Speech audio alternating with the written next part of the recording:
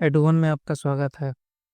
आज का हमारा टॉपिक है एक्सपोनेंट, जिसको कि हिंदी में बोलते हैं हम लोग घातांक। तो एक्सपोनेंट होता क्या है? तो ये है एक्सपोनेंशियल फॉर्म, यानी एक्सपोनेंट वाला फॉर्म, जिसको हिंदी में बोलते हैं घातांकीय रूप। जिसमें हम लोग लिखते हैं, एक नीचे है, ये 10 है नंबर और ये एक 4 नंबर है। तो इसमें जो 10 है इसको बोलेंगे बेस। ये हो गया बेस, या हिंदी में हम लोग बोलते हैं आधार।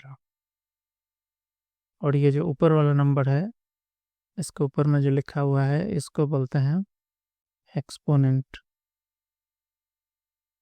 या हिंदी में बोलते हैं घातांक। ठीक है, तो ये 10⁴ है, एक्सपोनेंशियल फॉर्म में लिखा हुआ है, यानी कि घातांकीय रूप में लिखा हुआ है। अब इसका मतलब क्या है? तो 10, इसको पढ़ते हैं 10⁴। बेस जो है 10⁴, 4 को पावर भी बोल सकते हैं या घात भी बोल सकते हैं। तो 10⁴ है, तो इसका मतलब क्या हुआ है? इसका मतलब है कि 10 को 4 बार मल्टीप्लाई किया गया है। इसका सिंपल सा यही मतलब है जो कि यहाँ लिखा हुआ है। अब हम जानते हैं कि किसी भी नंबर को, मतलब ऐसा नंबर जिसमें केवल ज़ीरो हो, तो उसको जो मल्टीप्लाई करेंगे तो केवल ज़ीरो ऐड होते जाता है, मतलब ज़ीरो लगते जाता है। जैसे कि 10 को 4 बार मल्टीप्लाई करेंगे तो नंबर आएगा एक पे 4 जीरो वाला नंबर। 10 को 5 बार मल्टीप्लाई करेंगे तो 5 जीरो वाला एक पे 5 जीरो नंबर, यानी कि 1 लाख हो जाएगा, इस तरह से। तो 10,000 10⁴ को मतलब हुआ 10 को 4 बार मल्टीप्लाई किया गया है। 10 को 4 बार मल्टीप्लाई किया गया है, यानी गुना किया गया, तो कितना आएगा? 10,000। यानी कि 10,000 एक नंबर है और उसका घातांकीय रूप है ये 10⁴। उम्मीद है आपको समझ में आ गया होगा। 10⁴ को 10⁻⁴ भी बोलते हैं, या फोर्थ पावर ऑफ 10 बोलते हैं, या हिंदी में 10 की चौथी घात बोलते हैं, जो भी बोलें, लेकिन जनरली हम लोग 10⁴ ही बोलते हैं। ठीक है, आगे बढ़ते हैं।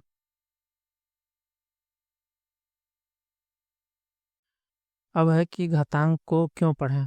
तो जैसे यहाँ हम लोग देखते हैं कि कहीं भी अगर कोई बड़ा नंबर लिखना हो, इस तरह का नंबर हो, ये इसमें जो है एक पे एक के बाद 33 जीरो है, 33 जीरो है।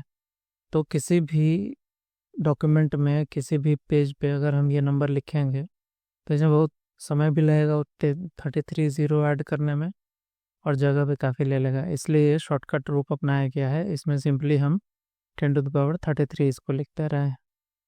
तो इसीलिए एक्सपोनेंट या घातांक को पढ़ा जाता है, या घातांक का यूज़ होता है। कोई भी बड़ा नंबर है जिसमें कि ज़्यादा जगह लेगा, उसको कम स्पेस में छोटा रूप में लिखा जा सके। अब जैसे मान लेते हैं कि 2 है, 2 को मान लेते हैं कि इस तरह से लिखें, 2 को 5 बार लिखें। 2 को 5 बार लिखने में जो समय लगा, इससे बेहतर है कि हम इसको 2⁵ लिख दें। ये जो है, जो बेस है, इसको मल्टीप्लाई किया जा रहा है, और कितनी बार मल्टीप्लाई किया जा रहा है, कितनी बार गुना किया जा रहा है? तो 5 बार। तो ये जितना घात रहेगा उतना बार गुना करना है, और जो बेस रहेगा, आधार रहेगा, उसको गुना करना है।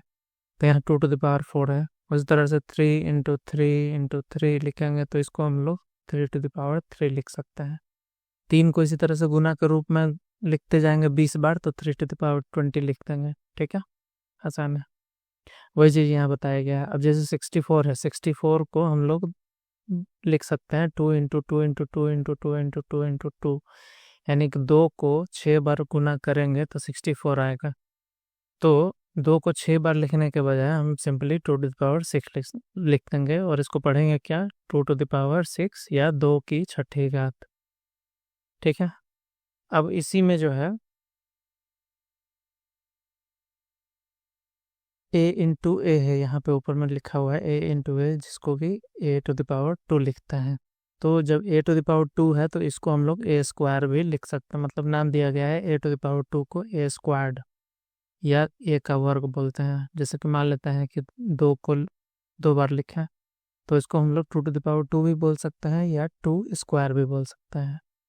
8 × 8 है, तो 8⁻2 भी बोल सकते हैं, या 8² भी बोल सकते हैं। इसका एक एडिशनल नाम दे दिया गया है, जिसका पावर 2 होगा उसको उतना का स्क्वायर बोलेंगे। 8 × 8 यानी 8⁻2, और इसको हम लोग 8² भी बोलेंगे, यानी कि 8 का वर्ग भी बोल सकते हैं इसको। सिंपली 3 पावर वाले को भी दिया गया है नाम एक, जैसे यहाँ लिखा हुआ है a जिसको कि a⁻³ लिखा हुआ है। तो a⁻³ को हम लोग a³ या a³ भी बोल सकते हैं, या हिंदी में a का घन बोल सकते हैं। जैसे मान लेते हैं कोई नंबर है 15 है, 15 को अगर हम 3 बार मल्टीप्लाई करें तो इसको हम लोग लिख सकते हैं 15⁻³ या लिख सकते हैं 15⁻³ भी बोल सकते हैं, या इसको 15³ भी बोल सकते हैं, या 15³ या 15 का घन भी बोल सकते हैं। ठीक है, उम्मीद है ये आपको समझ में आ गया होगा। अब देखिए मान लेते हैं कोई नंबर जैसे 108 है, 108 को हम लोग लिख सकते हैं 2 × 2 × 3 × 3 × 3। इसको कैसे 108 को हम किस तरह से 2 × 2 × 3 × 3 × 3 कैसे निकालें वो बाद में हम लोग देखेंगे आगे अगला स्लाइड में। लेकिन 108 को भी मान के चले कि 108 को 2 × 2 × 3 × 3 × 3 लिख सकते हैं। तो इसको हम लोग इस तरह से लिख सकते हैं। कहने का मतलब ये होगा कि जैसे मान लेते हैं कि कोई नंबर है, ऐसे इस तरह से है 8 × 8 × 8 है इंटू 11 × 11 है। तो इसको हम लोग लिख सकते हैं 8 को कितना बार मल्टीप्लाई किया गया है, तो 8 को 3 बार। तो जितना बार मल्टीप्लाई करते हैं उतना पावर हो जाता है, तो 8⁻³ हो गया। उसके बाद मल्टीप्लिकेशन है, और 11 को कितना बार, तो 2 बार लिखा गया है, मल्टीप्लाई किया गया, तो 11² लिख सकते हैं, या 11⁻² जिसको बोलते हैं। तो इसको इस तरह से भी लिख सकते हैं, यानी कि सेम नंबर रहेगा मल्टीप्लाई किया हुआ तो उसको लिख देंगे। अगर अलग अलग नंबर का मल्टीप्लिकेशन है तो इस तरह से लिखा जा सकता है। अब जैसे मान लेते हैं कि जैसे मान लेते हैं यहाँ पे लिखता है, जैसे मान लेते हैं 2 × 2 है इंटू 3 है इंटू 5 × 5 × 5 × 5 है। तो इसको किस तरह से लिखेंगे, तो 2 को लिखेंगे, 2 जो है मतलब कि 2 को 2 बार मल्टीप्लाई किया गया है तो 2² लिखेंगे। उसके बाद 3 को लिखेंगे, 3 एक ही है, मतलब 3 है, इसका मतलब 3⁻1।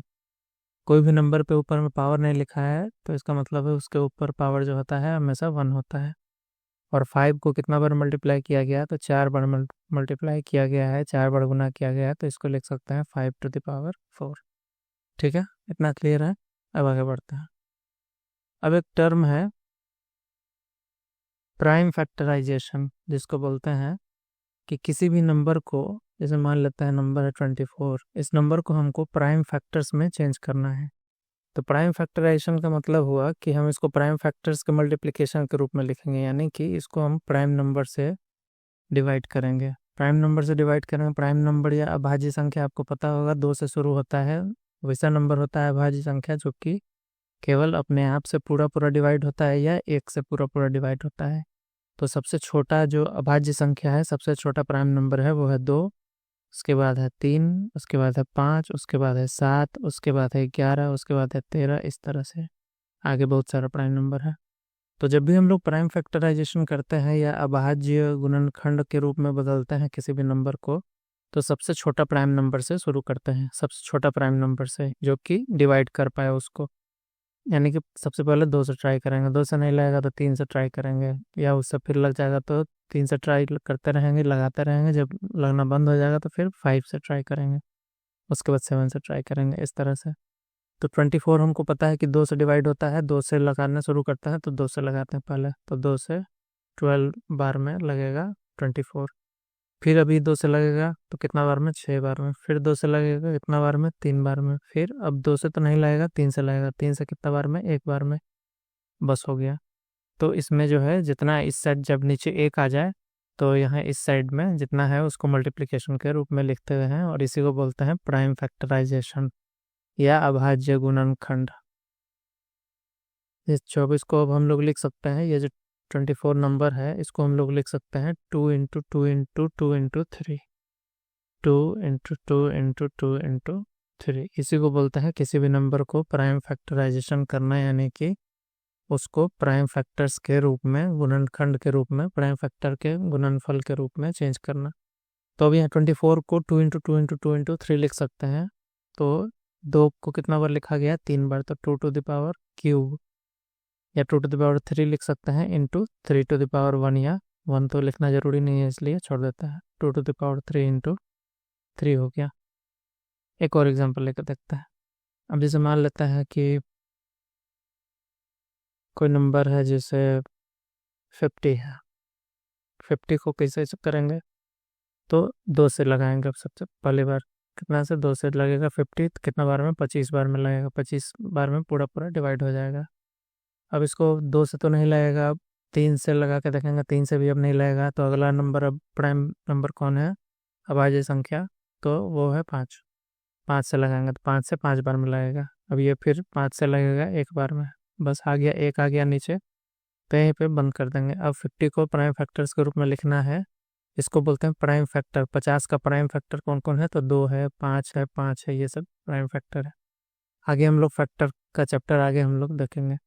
तो 50 को हम लोग लिख सकते हैं 2 × 5 × 5, तो ये 50 का प्राइम फैक्टर हो गया। यानी कि अगर हमको बोला जाए 50 का प्राइम फैक्टराइजेशन करने के लिए, तो हम लोग इसी तरह से लिख देंगे 50 को 2 × 5 × 5 लिख देंगे।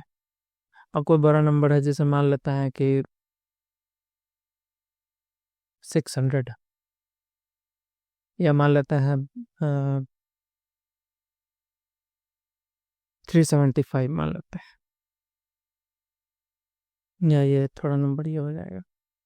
कोई छोटा ही नंबर ले लेते हैं, जैसे मान लेते हैं कि 68 ले लेते हैं। इसको 2 से डिवाइड करेंगे, 2 से कितना बार में लगेगा, 3 और 4, 34 बार में लगेगा। फिर 2 से लगेगा 17 बार में। अब कोई भी प्राइम नंबर से ये नहीं डिवाइड होगा, अब ये डिवाइड होगा केवल 17 से।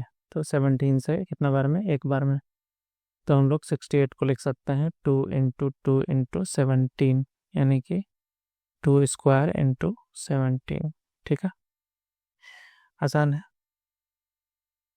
तो फिर मिलते हैं अगले वीडियो में। Thanks for watching.